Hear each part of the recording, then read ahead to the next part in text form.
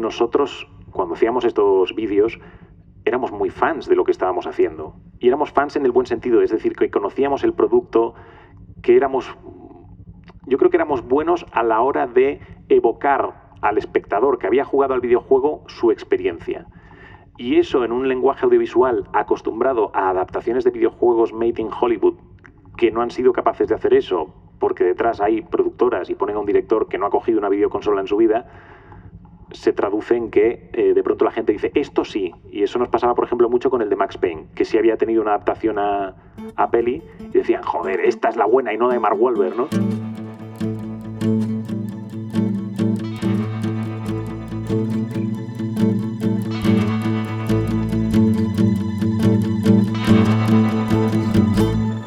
Su atención, por favor. Mi nombre es Roger Casas Alatriste y en este podcast conversaré con personas expertas en el mundo de la economía de la atención, ya sean creadores, curadores o consumidores de contenidos. Hoy en Su atención, por favor, tenemos a Guillermo de Oliveira, productor, guionista y director de cine. Su primer largometraje fue Desenterrando Sad Hill, nominada al Goya al mejor documental, entre otros reconocimientos, y que puedes ver en Netflix. Más recientemente ha dirigido Sour Dogs, cortometraje en clave de western rodado en 35 milímetros, y Tegoyo, corto grabado con un smartphone en la aceleradora de proyectos de Werner Herzog en Lanzarote. Fue también director de la 11ª edición del Almería Western Film Festival.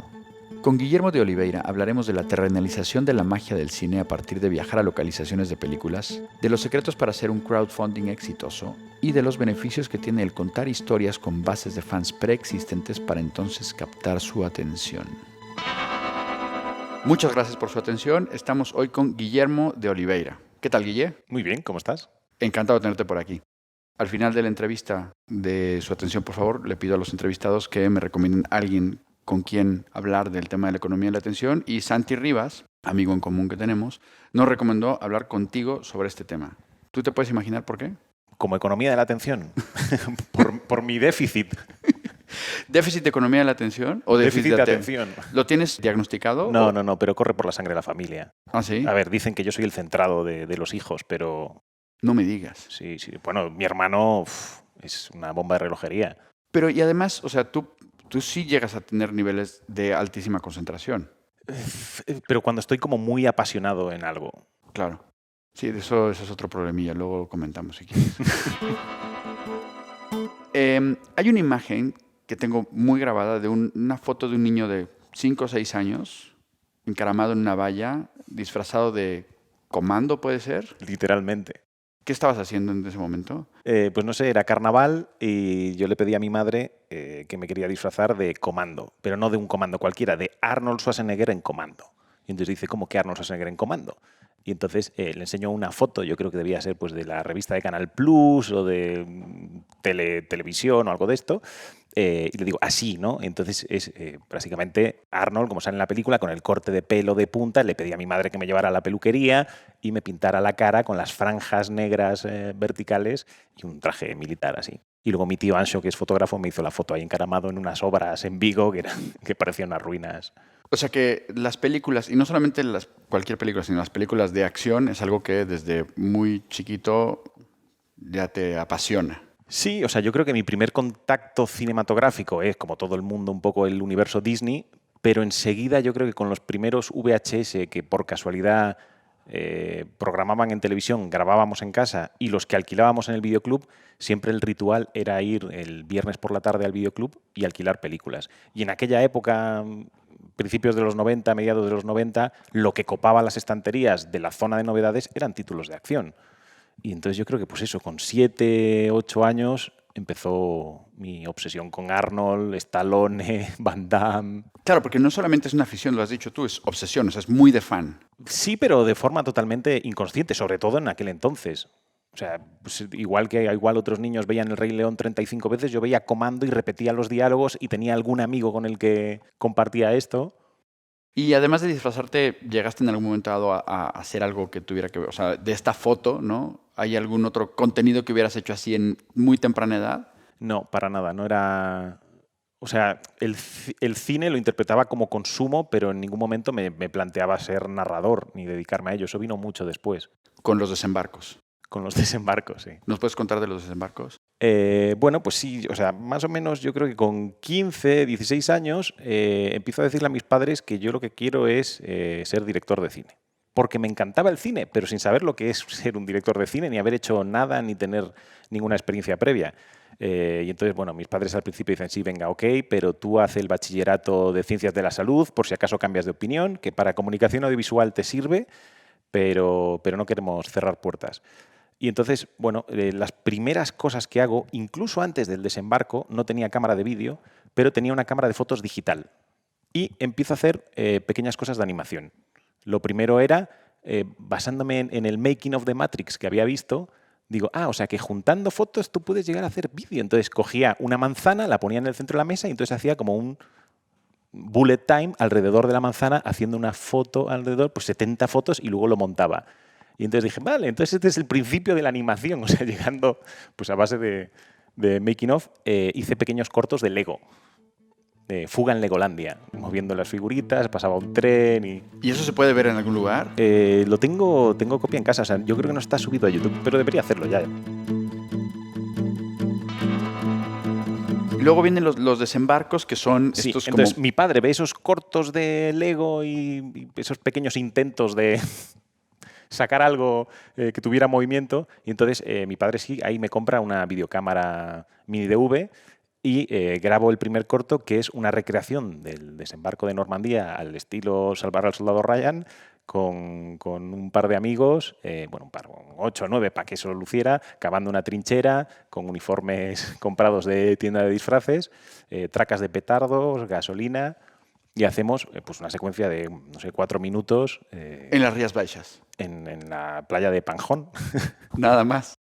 Oye, pero hay esta parte de que a mí me gustó mucho de los homenajes, ¿no? De que luego yo cuando te conocí es cuando estabas haciendo Nada que Ver, ¿no? Para el ABC, que era como un magazine de cine, pero que al final entraba esa parte, ¿no? Sí, o sea, ahí ya trabajando en ABC, era año 2008 cuando empecé, hasta 2011, y era un poco un momento muy primitivo para la creación de contenidos en medios de comunicación. Entonces nos daban carta blanca. Entonces nosotros proponíamos, pues podemos hacer un magazine de cine, que era algo que a mí me gustaba, siempre intentaba meter la cuñita. Y entonces empezaba como con un repaso a los estrenos de la semana, crítica, alguna entrevista, pues algún personaje que consiguiéramos a través del periódico. Y luego ya, pues a partir del 10º capítulo dije, oye, ¿y si hacemos un final alternativo de una película en la que recreemos pues una secuencia y cambiamos el esto? Y para eso, pues era como un ejercicio de realización cinematográfica, porque tenías que recrear no solo el arte de la película, sino también el estilo y la narración y el montaje, y tenías que fijarte dónde colocaba la cámara en la película, y eso era pues realmente como práctica buenísima.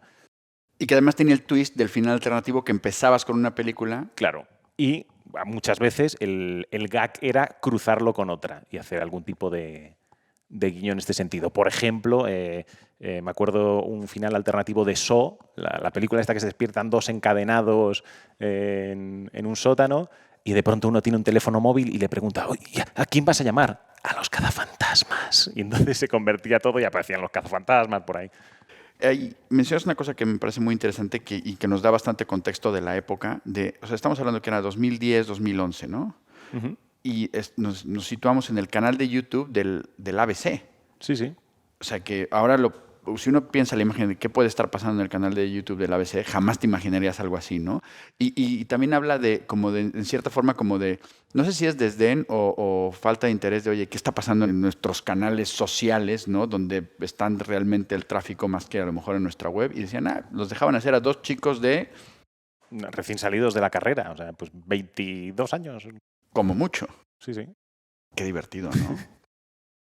Y luego, bueno, después de estos homenajes, de estos nada que ver con los finales alternativos, viene la trilogía, ¿no? de estos cortometrajes que hiciste a partir de videojuegos. Sí. Que ya es una cosa mucho más producida, mucho más elaborada, ¿no? Sí, bueno, antes de llegar a eso, quizás deberíamos retrotraernos al año 2006. Ok. Año 2006, yo estaba en segundo de carrera. Nos piden para la asignatura de inglés hacer lo que queramos, pero tiene que ser en vídeo. Podéis hacer un poema, entonces nosotros decimos, oye, ¿y si hacemos un corto sobre el videojuego que nos flipa, Max Payne, MiniDV, lo rodamos en inglés y entonces ese corto lo presentamos a la asignatura, matrícula de honor en la asignatura de inglés, pero luego yo lo quiero compartir con la gente que está en Vigo, con mis amigos. Y en aquel momento estaba empezando una plataforma que se llama YouTube. Y Recién estrenada, 2006. Prácticamente recién estrenado. Está subido el vídeo, ahí sigue. Junto al de At the Zoo, de los creadores de YouTube. Sí. Pues lo subo a YouTube, pero con la intención de que lo vean mis amigos de Vigo, y ahí es mi sorpresa cuando nos empiezan a llegar comentarios de gente de Rumanía, de Brasil. O sea, por el tag Max por Payne. el tag Max Payne, buscaban en YouTube Max Payne, se encontraban con nuestro corto y de pronto eso empezaba a crecer en miles de visitas y ahí es cuando yo vi un filón que digo, ¿por qué voy a estar haciendo cortos para festivales de cine, para mi clase, cuando ahí lo ven 4 gatos, cuando aquí en realidad tengo una plataforma y una audiencia global beneficiándome de una marca preexistente? O sea, si yo hago un corto de acción por mí mismo, pues lo verían 4, pero si no tengo más ningún interés comercial en él, más que el de hacer mi ejercicio y compartirlo con el mundo, de esa manera tengo una audiencia. Sí, claro, captas la atención de millonaria, gente en muchos muchísimo casos. más, o sea, fuera de tu ámbito de vida normal, ¿no? Claro. Muy interesante. Y entonces así llegamos a esa trilogía que es ya en 2012, pero con un bagaje pues ya más profesional. Decimos, oye, ¿y si para celebrar los 5 años de aquel corto de Max Payne hacemos un remake con todo lo que hemos aprendido hasta ahora? Y en realidad es el mismo corto, pero hecho bien. No solo con nuestro aprendizaje, también con las mejoras técnicas, que es que son alucinantes en la época que nos ha tocado vivir. O sea, la cámara de turno del año 2006 era la MiniDV. En 2012, cuando hacemos ese remake, ya estábamos en un mundo HD 720. Al año siguiente, el siguiente corto, que era basado en el videojuego Modern Warfare, ya era un 1080. Y el último, el Sets Gold, ya se rodaba en 4K. Y esto en un plazo de 4 años. Te da una idea de cómo cambiaba el mundo y cómo sigue cambiando de rápido a nivel tecnológico, ya no solo narrativo de lo que aprendíamos. Y después justo de eso, me acuerdo que un día nos vimos y que te acabas de sacar tu carnet de dronero. Sí, también. Y me acuerdo que me enseñaste unos planos aéreos de un cementerio de una localización en Burgos y me contaste, me dijiste, ya tengo mi próximo corto. Exacto, mi próximo corto o mi próximo vídeo para YouTube, que es lo que era entonces. Sí, además el dron me lo compré específicamente pensando en ese proyecto. Ah, o sea, fue antes conociste el cementerio y después dijiste, necesito dronear para esto. Claro, claro. Vamos a ver, estamos hablando año noviembre de 2014. Ajá. George Olmos, un amigo común del mundo Twitter, escucha en la radio a un grupo de fans de la película El bueno, el feo y el malo que dicen que quieren desenterrar el cementerio de la película. Y George me manda por Twitter, oye, acabo de escuchar esto, seguro que a ti esto te flipa. Y digo, sí, efectivamente me flipa y me pongo en contacto con ellos. Escribo a la asociación SATGIL diciéndoles, oye, he visto esto, no sé en qué estado está, qué planes tenéis, pero contad con mi ayuda para lo que necesitéis. Entonces, a partir de ahí les sigo la pista durante unos meses hasta que llega septiembre de 2015, que ellos publican en su Facebook que por fin han conseguido el permiso para iniciar los trabajos de reconstrucción. Y digo, mira qué historia tan bonita. Esto va a fracasar, o sea, esto no lo van a conseguir ni de coña, pero vamos a ir ahí un par de fines de semana a hacer algo sobre esta idea tan romántica que tienen de desenterrar el cementerio del bueno, el feo y el malo 50 años después. O sea, es una tarea totalmente imposible, pero es bonito. Entonces ahí me voy a grabar el cementerio antes de que empiecen los trabajos y como lo había visitado unos meses antes, ya sabía que ese espacio, como mejor lo contabas visualmente, era con la vista de pájaro y ahí es por lo que me compro el dron. Y ahí empieza ese proyectito que va creciendo como una bola de nieve, porque al principio van 4 gatos al cementerio a trabajar, pero con la ayuda de las redes sociales la noticia se va expandiendo, va cruzando fronteras y al principio empieza a venir gente de otras provincias, luego de otras comunidades y al mes y medio ya tenías a gente que venía desde Francia haciéndose 1.200 kilómetros de coche el fin de semana para ir a cavar ahí y poner su granito de arena. Y entonces, pues digo, vale, ¿esto hasta dónde llega? Y ellos tenían la fecha marcada del 50 aniversario, que era pues, prácticamente al año siguiente. Entonces, bueno, pues vamos a ver, en este año seguimos grabando, y mientras vamos a intentar a ver qué entrevistas podríamos conseguir para acompañar este esta historia. Y ahí hacemos como una baraja de póker perfecta con nuestros 4 ases de objetivos que queríamos conseguir. Eran Clint Eastwood, Ennio Morricone, el cantante de Metallica y Quentin Tarantino. Totalmente, o sea, hola, no soy nadie, no tengo ningún contacto en la industria, no tengo forma de llegar más que IMDb, cuenta pro en IMDb y un agente en un despacho con que también representa a Nicole Kidman, Tom Cruise, Steven Spielberg y tal, y entonces buena suerte. Entonces, bueno, pues vamos a tirar la caña y como tenemos hasta julio del año que viene, pues a ver si pica alguno de estos imposibles. Y el resto es historia, ¿no? Y el resto sí, pues Tarantino nunca lo conseguimos. Pero bueno, los otros 3 sí que están muy Pero bien, los otros ¿no? sí. Oye, quiero hacer un pequeño paréntesis porque es la segunda vez que George Olmos es mencionado en este podcast. Gran conector, George. Muchas gracias. Es prescriptor, es aglutinador, es... Tremendo, gran personaje. Y gracias a Dios un día le pude ver en persona, si no me podría creer que es solamente virtual. Bueno, y hay un momento en el desarrollo de Sad Hill on Earth que entra el momento del crowdfunding. El crowdfunding tú ya lo venías haciendo desde los cortos antes, que hacías estas fiestas, ¿no? Y por cada copa tú te convertías en un... Bueno...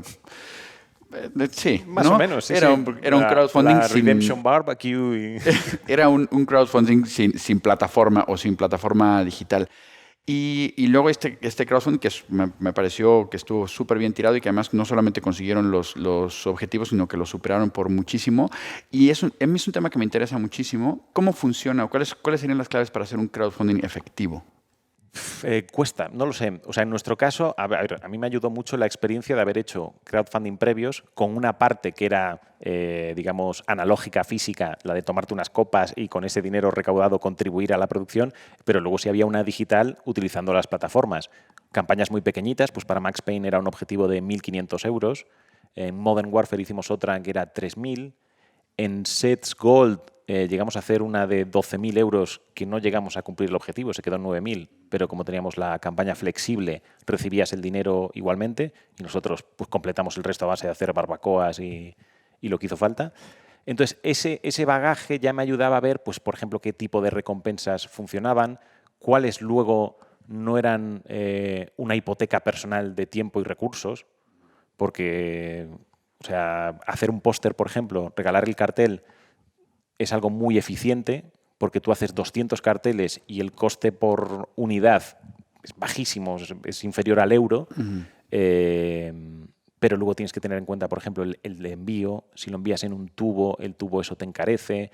O sea, en Sad Hill lo llegamos a optimizar tanto que tuvimos que hablar con la persona responsable de la manufacturación del Blu-ray para que utilizaran el modelo de caja que pesaba menos de 70 gramos, porque tenían 3 modelos, 64, 72 gramos y 78. Y les dijimos, lo que queráis, pero que no pase de 70 gramos, porque si se pasaba de 70 gramos, cruzábamos la tarifa en el peso del paquete de 100 gramos y entonces, claro, cuando haces un envío no pasa nada, pero cuando haces 200 a Australia, Estados Unidos, Rusia, ahí es la diferencia entre pagar 4 euros o pagar 18 en cada envío. Claro. Y la diferencia era de gramos, literalmente. Pero eso no tiene nada que ver con que funcione o no. O sea, la parte de recompensas pues puede ser más o menos atractiva, pero luego hay una parte de que, primero, que el público sienta, porque lo que está haciendo al fin y al cabo es convertirse en inversor del proyecto, que sienta que ese proyecto va a salir adelante, y en ese sentido en Sad Hill nos ayudó que el proyecto ya estaba hecho. Es decir, cuando lanzamos la campaña ya estaba todo rodado, estábamos ya en fase de montaje y ese dinero fundamentalmente era para la banda sonora y para pagar todo el tema de derechos, de fotografías, música y todo este rollo que es el infierno en vida. Entonces eso por un lado, el tener el producto finalizado o algo muy sólido que mostrar ayuda, no es decir, no, es que voy a hacer un documental con Clint Eastwood. Ya, ¿quién eres? Si lo hubiéramos hecho un año antes, no hubiera funcionado. Pero nosotros podíamos mostrar un tráiler ahí ya. Y eso, claro, o sea, ya ver un proyecto más consistente, con más empaque, sí, ya ayuda, ¿no? Y luego tengo una trampa que ha sido común a todos mis proyectos de crowdfunding y es que yo siempre he tenido una marca, entre comillas, conocida detrás. Sí. En el caso de los videojuegos era el propio videojuego y aquí era la película El bueno, el feo y el malo. Entonces yo sabía que moviéndome en las redes de fans de el Spaghetti Western, del bueno, el feo y el malo, podía recabar apoyos para el proyecto. Desde luego. Y entonces, una parte está el crowdfunding de los fondeadores que entraban, digamos, vía la plataforma, pero entonces entiendo que captaste la atención de más gente que podía entrar a invertir en la película, pero con más dinero fuera de la plataforma, ¿no? Claro. Ahí, vía redes sociales, fundamentalmente. O sea, haciendo la página en Twitter. Twitter es al final la que me ha permitido llegar a gente más externa. O sea, las demás son un poco más endogámicas. En el sentido, tú en Facebook tienes tu red de amigos, pero cruzar y expandirte un poco más allá es más complicado. Twitter, con esto de que una persona común le dé un like hace que otra tercera la vea, facilita mucho expandirse en ese sentido. Y luego flipas porque gente que no conoces de nada de pronto se convierte en productor ejecutivo y pone 5.000 euros para el documental de la noche a la mañana. Y entonces viene Sour Dogs, que no la he visto, por cierto, porque está solamente, todavía se puede ver Muy poca gente la ha visto. en festivales, ¿no? Sí. Bueno, primero, ¿homenajeas a alguien en Sour Dogs? Bueno, homenajeo a muchos, homenajeo a... Hay dos homenajes, diría que bastante manifiestos, que son a Werner Herzog y a Andrei Konchalovsky. Y cuéntanos de Sour Dogs, cortometraje. Sour Dogs, a ver, he escrito un largometraje western. Y es un largometraje que, conociendo las peculiaridades de nuestra industria en España, un western en inglés, es muy complicado levantar la financiación, incluso en un mundo más globalizado y con las posibilidades que ofrecen las plataformas a día de hoy, pero que te permitan hacer eso como primera peli, es complicado. Entonces, en aras de convencer al mundo de que estamos preparados para hacerlo, dijimos, vale, vamos a hacer un corto western. Y ese corto western es Sour Dogs, que no es al estilo de Madre una secuencia de la futura película, sino que más bien transcurre como en su universo. Lo hemos hecho con los valores de producción de un largometraje, pues con el equipo, con la postproducción, con la banda sonora, rodando en 35 milímetros, para mostrar lo más parecido posible a cómo será el producto final. Y en teoría, pues ahora si la cosa fuera muy bien, pues debería servir como carta de presentación para ese proyecto de western, que igualmente, soy consciente, es complicado que se convierta en una primera peli de ficción. Por la ambición del propio proyecto, Claro. ¿no? Pero tienes una cartita ahí seguramente para poder hacer algo antes, ¿no? Sí, entonces, mientras eso puede salir o no, lo último que he hecho ahora es un tratamiento de una historia mucho más asequible financieramente y mucho más fácil de producir.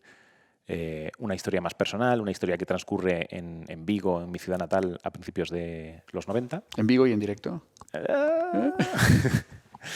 Y, Perdón, chistes locales aquí, idiota. y que está basada en hechos reales. Y entonces, bueno, eso es el tratamiento, son las 10 primeras páginas con la estructura de lo que será la historia y ahora hay que ponerse a escribir. Y esa la he presentado a las residencias de la academia, Sí. Que se presentan 750 y cogen a 20, o sea, es muy improbable conseguir entrar. Pero bueno, te sirve para ponerte en marcha y empezar a rodar el proyecto. Y no sé, bueno, algo saldrá. Oye, bueno, hasta aquí hemos hablado de las cosas que ya has producido, que ya están estrenadas. ¿Y de estas cuál ha sido tu momento pico, el de mayor captación de atención? Pues el mayor éxito viral creo que fue el falso tráiler o el tráiler de Grand Theft Auto 5, el videojuego. Ajá. A los pocos meses de publicar el tráiler Rockstar Games, nosotros hicimos una versión que lo recreaba plano a plano en la ciudad de Madrid. Y ese vídeo fue una auténtica locura. O sea, fue millones de visitas en cuestión de 2 días. ¿Y cómo se dio eso? O sea, tenías el tag de Grand Theft Auto. Grand Theft Auto y, pues no sé, una conexión con el público, con el tipo de contenidos que demandaban. Era un vídeo, o sea, pues que fue muy complicado. O sea, nos llevó meses ser capaces de... Porque había de todo. Había pues desde unos tipos que están cosechando un viñedo y les pasa un avión por encima y nos fuimos a un viñedo y le pedimos un favor a un amigo común para que volara su avión por encima. O sea, cosas que captan la atención. O sea, al final yo creo que se trata de eso, de llamar la atención porque es una montaña de ruido y hay mucha gente haciendo ese tipo de contenidos de adaptaciones de videojuegos a imagen real. Entonces tienes que hacer algo un poco extraordinario. Y lo extraordinario es pues lo difícil. Claro, o sea, entras, o sea, dentro de esta categoría, no sé si es de fan art o de fan films, ¿no? O sea, que tienen la primera palabra, ¿no? El fan, o sea, que ya te aseguras lo que decías antes, ¿no? O sea, que hay mucha gente a la que de entrada le va a gustar esto, pero luego haces algo que es extraordinario, ¿no? Extraordinario en el sentido de poco ordinario, no de, Sí, no de no, calidad. exactamente. Sí. Sí, totalmente. Y luego hay una cosa que ayuda en este caso, y es que nosotros, cuando hacíamos estos vídeos, éramos muy fans de lo que estábamos haciendo. Y éramos fans en el buen sentido, es decir, que conocíamos el producto, yo creo que éramos buenos a la hora de evocar al espectador que había jugado al videojuego su experiencia. Sí. Y eso en un lenguaje audiovisual acostumbrado a adaptaciones de videojuegos made in Hollywood, que no han sido capaces de hacer eso, porque detrás hay productoras y ponen a un director que no ha cogido una videoconsola en su vida, se traduce en que de pronto la gente dice, esto sí. Y eso nos pasaba, por ejemplo, mucho con el de Max Payne, que sí había tenido una adaptación a peli y decían, joder, esta es la buena y no la de Mark Wahlberg, ¿no? Pero yo creo que por eso, porque no sé, manejábamos el código del videojuego. De hecho, en una de las secuencias del corto, al protagonista le matan y entonces salta un menú de pantalla y tú podías volver a cargar la partida en el punto anterior y entonces lo hacía de otra forma. Qué bueno. Ese tipo de cosas, claro, el que había jugado al videojuego y le había pasado eso y saltaba el mismo menú de la pantalla, Flipaba. Esa conexión yo creo que ayudaba mucho. Oye, pero a ver, aquí hay una parte que me interesa, es que en cierta forma, repasando así tu carrera, has pasado de ser, a ver si me explico, un productor más como de medios alternativos y más de exploración de cosas nuevas, a este camino de residencias, como de entrar en producciones cinematográficas con estructuras más tradicionales. ¿Puede ser que nos estén domesticando? En cierta manera sí, pero es que hacer una peli es muy complicado. Y tienes que participar del juego y de los mecanismos de la industria para poder hacerla. Un documental puedes llegar a hacerlo. O una peli verdaderamente pequeña, muy indie, muy Robert Rodríguez el mariachi. Pues igual eso sí, porque hoy en día no hay más facilidades. Nunca en la historia ha habido más facilidades para llegar a hacer eso. Puedes hacer lo que quieras con un teléfono. Claro. Y no es un tópico. O sea, de verdad. Que ya lo hiciste tú, ¿no? Ahora con Herzog. Exacto. Bueno, en la aceleradora de Herzog, en la que participé en el mes de octubre, básicamente era un taller de 12 días con Werner Herzog, en el que tú escribías, rodabas y montabas un cortometraje. Él te daba un tema y libertad absoluta para moverte por la isla de Lanzarote y contar esta historia. Y en ese caso pasé de rodar los Sour Dogs en 35 milímetros anamórfico a 4 perforaciones a todo con el teléfono. Y realmente, para un espectador que no sea ducho en materia audiovisual, yo te digo que muy a mi pesar, no va a notar la diferencia entre el 35 milímetros de las latas que nos subíamos a la montaña y esto rodado con el teléfono. Brutal. Pero entonces, en este camino a esa domesticación, o sea, bueno, sí hay que pasar por estos aros, ¿no? Es que levantar una película sin la tríada de patas que necesitas en nuestro país, siendo las patas la financiación estatal del ICA, las televisiones, sea una tipo Televisión Española, Antena 3, Telecinco o una regional, y el apoyo de una plataforma. Sin esas tres es muy complicado. Bueno, es que sin las dos primeras, sin las dos últimas, es decir, sin televisiones y plataforma, es totalmente imposible que te den una ayuda del ICA. Totalmente. Entonces, es un poco una pescadilla que se muerde la cola. Y no consigues convencer a ninguno de los agentes si no tienes una de las otras patas. Y con una sola no lo haces. Con una ayuda autonómica no es suficiente para levantar una peli. Pues bueno, habrá que domesticarse un poco, pero no es dramático, ¿no? Totalmente. Oye, ahora vamos a hablar de Guillermo el consumidor, ¿ok? Entonces, hay una parte que tienes tú que con determinadas películas, yo me acuerdo en su momento, creo que hablamos de Roma, y ahora hablabas con Santi del Poder del Perro, que te obsesionas por verla, o sea, tener el espacio para verla en sala, de ser posible, o si no, en tu super home theater, sin ningún tipo de interrupción, sin nada que te moleste. ¿Cómo lo consigues? Bueno, no siempre lo consigo. Ajá. Y de hecho, o sea, lo que más rabia me da es ver una peli en varios días. Pero a veces- A ver, cuéntanos eso. O sea, más que cómo lo consigues, que es complicado y hay mucha ayuda, supongo. sí. Porque es todo- importante, ¿no? Exactamente. Porque es que la película es un producto que ha sido concebido para que tú lo veas del tirón sin interrupciones, ni siquiera las publicitarias de cuando te lo ponen en Telecinco, porque eso altera el ritmo de la narración. Ujú. Y yo además, hace mucho tiempo, y esto es un poco triste de reconocerlo, pero hace mucho tiempo que dejé de disfrutar del cine de una manera pura. Es decir, Es decir, que yo ya no veo una... Siempre estoy pensando en cómo lo hace, qué cosas puedo sacar de aquí. Entonces, es un poco enfermizo, pero claro, para tener una buena evaluación de eso, necesito verlo de principio a fin, sin interrupciones, a poder ser en la oscuridad de la sala, en una pantalla grande donde puedas apreciar pues desde la textura del grano cinematográfico, que ahí sí vas a notar lo que es un 35 y lo que es un teléfono móvil, a las pequeñas sutilezas, porque es que el cine es un arte en el que hay muchísima gente trabajando para cada cosa que está sucediendo ahí. y sin embargo, ¿te ves 200 películas al año? Sí, pero, o sea, parece un número muy grande, pero en realidad tengo una trampa. Ok. ¿Las ves en 2X? No, no, por Dios, no. Gracias, Netflix, por darnos esa posibilidad, pero no. Mi trampa es que no veo series. Hace 3, 4 años dejé de ver series. ¿Y eso? Pues un poco por tener que focalizar mis objetivos. O sea, las series son un poco un consumo fácil.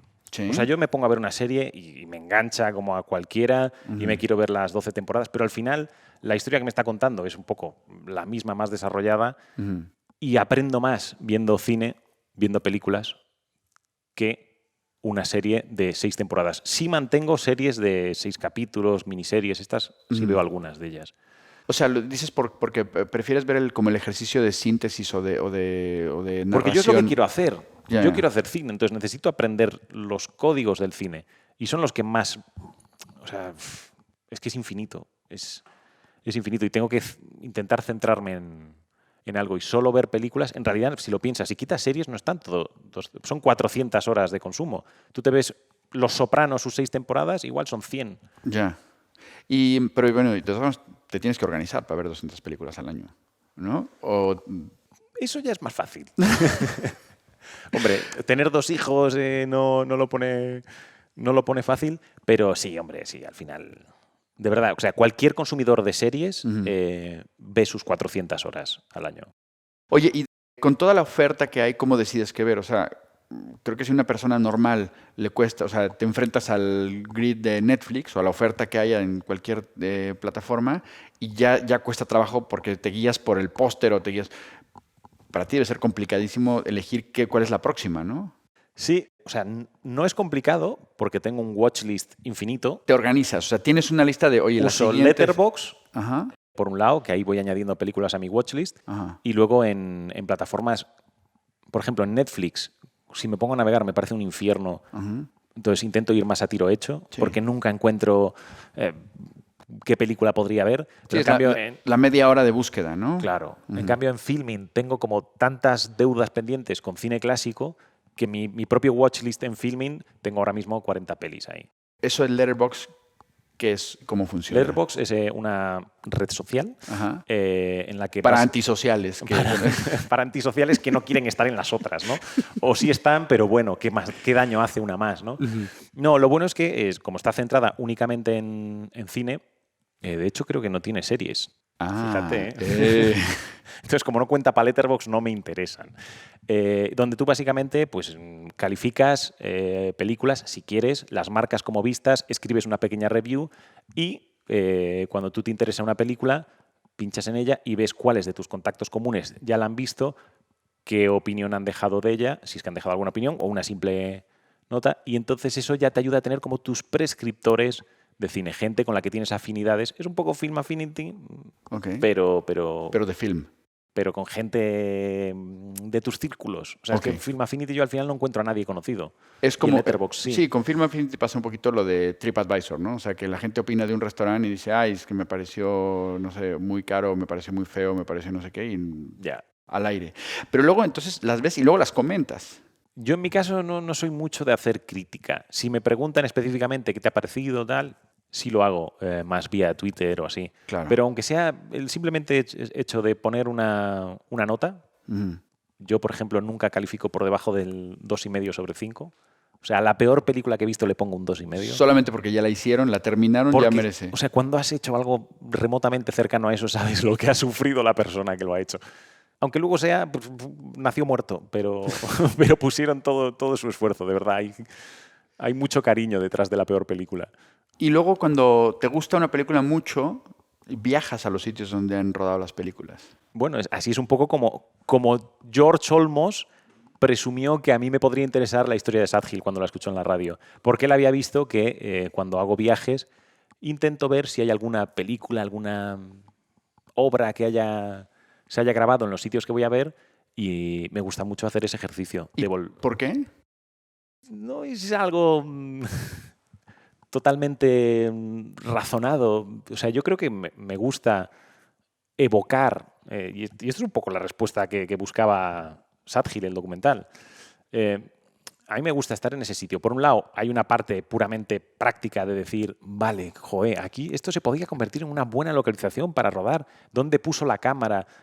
¿Qué encuadre? Entonces, si estaba aquí con este encuadre, ¿qué óptica estaba utilizando? O sea, ese tipo de preguntas me las hago, pero luego, por otro lado, me encanta esa terrenalización de la magia del cine, ¿no? De eso que parecía que solo existía en una pantalla, de pronto ves que no, que sí, que estuvieron aquí físicamente.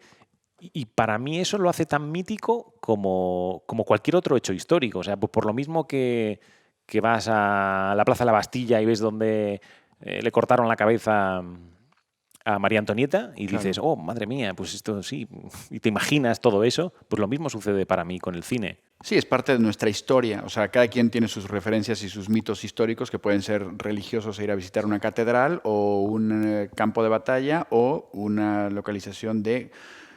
Y luego recreas planos, ¿no? Y tomas fotos y haces este tipo de cosas. ¿Cuál ha sido el lugar más bizarro en el que has ido como fan? Bizarro. Bueno, recuerdo, hablando de series, la casa de Walter White en Albuquerque, Nuevo México. Fuiste a la casa de Walter White. Fui a la casa de Walter ¿Y White. tiraste una pizza sobre el tejado? ¿Sabes qué? Ya habían puesto un cartel de por favor no cruzar de aquí, ¿sabes? Porque son casas así, con jardín abierto en la entrada, entonces uno podría llegar a intentar asomarse, y ya habían puesto un cartel, por favor, esto es una propiedad privada, manténgase aquí. Pero es que además leí que habían pedido a través de los medios que dejaran de tirar pizzas al tejado porque los fans de la serie iban allí y les tiraban pizza al tejado. Y ahí vivía una familia normal. Que odiaba a los fans de Breaking Bad, por supuesto. Muy bien. Oye, Guille, estamos llegando ya al final de la entrevista y quiero preguntarte, ¿en dónde está tu atención en estos momentos? ¿Dónde está mi atención en estos momentos? Por supuesto en el cine. En el cine siempre. En la sala es donde está mi atención de verdad. Cuando se apaga la luz, hay ciertas películas que yo no sería capaz de ver si no es en una sala de cine. Por ejemplo, Pues, por ejemplo, ese cine, o sea, ahora mismo no viene ninguna concreta en la cabeza, pero ese cine que es un poquito más sesudo, que es de un ritmo un poco más lento, pero que tiene muchísimas cosas que apreciar, pero que es totalmente incompatible con verlo en casa con niños de por medio en bloques de 15 minutos. O sea, eso es destruirte la experiencia. Pues mira, acaba de estrenar película Robert Eggers, la de The Northman. Su anterior película, El Faro, okay. Era una película en blanco y negro, en 4/3, con un ritmo pues, muy lento, pero que en una sala de cine la pude disfrutar. Y es una peli que la estaba viendo y decía, esto en casa, ¿no? Entonces, ¿dónde está mi atención? Pues en una sala de cine. Oye, ¿y alguna otra película que hayas visto últimamente que nos recomiendes? No te puedes dejar de ver. ¿Sabes qué pasa? Que las redes sociales y los Letterboxd y estas cosas me han idiotizado. Entonces, ahora, sin consultarlo, sin ver cuáles son las 4 últimas... Ah, mira, sí, me acuerdo. Es que además la vi ayer. Muy bien. Pero ya me había olvidado. La o sea, pregunta más fácil de toda la entrevista. Es memoria... Es como guardar en la papelera de reciclaje, ¿no? Se borra al final del día. Mad Dog Morgan. Es un western australiano de 1976. Me la compré en Blu-ray simplemente sin saber nada de la película. Simplemente vi western australiano de 1976 y protagonizada por Dennis Hopper. ¿Qué dices? Y dije, shut up and take my money. Y entonces me la vi ayer y de verdad, una joya, un peliculón. El western australiano es debilidad para mí, porque se lleva los códigos del americano a un mundo que es muy parecido. También tiene sus aborígenes, sus conflictos de indios, su colonización. Aparecen boomerangs y instrumentos propios del continente, pero esa me ha encantado. Oye, ya para terminar, aquí nos recomiendas para entrevistar en Su Atención, por favor. Y no vale decir a Santi Rivas, porque entramos en bucle y ya sería una... Retrotrayéndonos a una conversación que tuvimos, estábamos comentando que hay directores que hacen un trabajo tan extraordinario que hacen que tú te quieras dedicar a esto, ¿no? Porque dices, mira cómo ha hecho ese plano, vale, yo podría hacerlo, ¿no? Y luego hay otros que ya se pasan eso y están en otro nivel y en otra esfera y son los que te quitan las ganas de querer dedicarte al cine, porque te hacen sentirte pobre, humano y estúpido. Y cuando tuvimos esta conversación fue a raíz de El Reino de Sorogoyen, que a mí me parecía un ejercicio extraordinario, totalmente complicado jugar a eso y salir bien. Y luego después hizo Antidisturbios y ya se pasó el juego. Entonces, pues mira, te recomendaría a Rodrigo Sorogoyen. Perfecto, pues a por él. ¿Y qué le preguntarías? Le preguntaría si lo ha aprendido o si vino así de fábrica. Si lo ha aprendido, todavía hay esperanza para los pobres mortales. Perfecto. Pues así lo intentaremos. ¿Ok? Guille, muchísimas gracias. Ha sido un placer, como siempre. Un placer. Para las personas que nos están escuchando, muchísimas gracias por su atención. Esto ha sido Su Atención, por favor, el podcast que reúne a los mayores expertos en el mundo de la economía de la atención. Si quieres saber más de este proyecto transmedia, sigue las redes sociales del Cañonazo: LinkedIn, Instagram, Facebook o Twitter. Este podcast, Powered by El Cañonazo, ha sido posible gracias a... Director de producción, Manfredi Giannoni. Producción, redacción y comunicación, Marisa Mañanos. Tema musical, Iván Raimores y Roger Casasalatriste. Diseño de audio y postproducción, Landho Audiovisual Solutions. Diseño gráfico, Carlos López Lumbreras. Idea original y dirección, Roger Casasalatriste. Y como siempre, gracias por su atención.